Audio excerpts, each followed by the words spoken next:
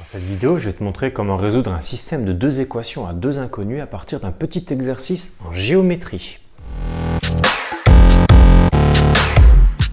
Voilà mon énoncé, il s'agit d'un exercice de géométrie. Je commence par te le lire. La longueur d'un rectangle mesure 2 mètres de plus que sa largeur. Son périmètre mesure 10 mètres.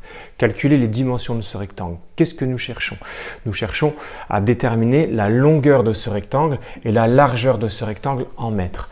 La première idée que l'on doit se faire, c'est de déterminer quels sont les inconnus. Alors la première inconnue constituera la longueur en mètres et la deuxième inconnue constituera la largeur de ce rectangle en mètres.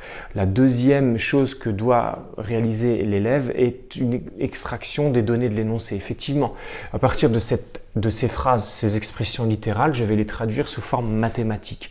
Alors si je relis la première ligne, je lis que la longueur du rectangle mesure 2 mètres de plus que sa largeur. Sa longueur est égale à 2 mètres de plus que sa largeur. J'obtiens donc une première équation. Si je lis la deuxième ligne, son périmètre est de 10 mètres. Et tu sais que le périmètre d'un rectangle est constitué par 2 fois la largeur plus 2 fois la longueur.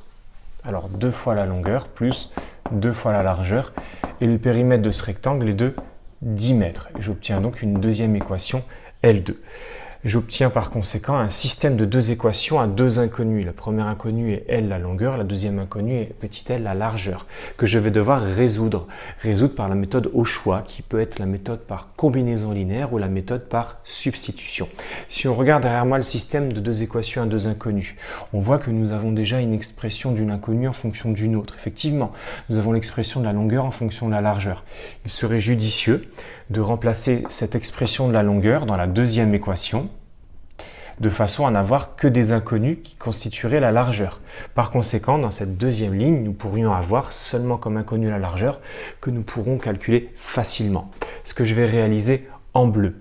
Je vais donc remplacer la longueur, alors 2 fois la longueur en rouge qui est L plus 2. Je remplace la longueur par son expression en fonction de la largeur, L plus 2, plus 2L est égal à 10. Et ça constitue mon équation L2. À partir de là, j'ai une équation du premier degré à une inconnue. La seule inconnue, c'est la largeur. Je vais distribuer, je vais pouvoir calculer aisément la largeur. 2 fois L plus 2 fois 2. Alors 2 fois la largeur plus 2 fois 2, ça fait 4. Plus 2 fois la largeur est égal à 10. Je vais rassembler entre eux les deux inconnues L. 2 largeurs plus 2 largeurs, ça fait 4 largeurs, plus 4 est égal à 10. Je passe le 4 dans le membre de droite, j'obtiens 4L qui est égal à 10 moins 4. 4L qui est égal à 10 moins 4, c'est 6. L qui est égal à 6 quarts. Et 6 quarts, c'est 3 demi ou 1,5. La largeur mesurera 1,5 mètres. On conclura ensuite. Une fois que j'ai ma largeur, je peux facilement avoir ma longueur.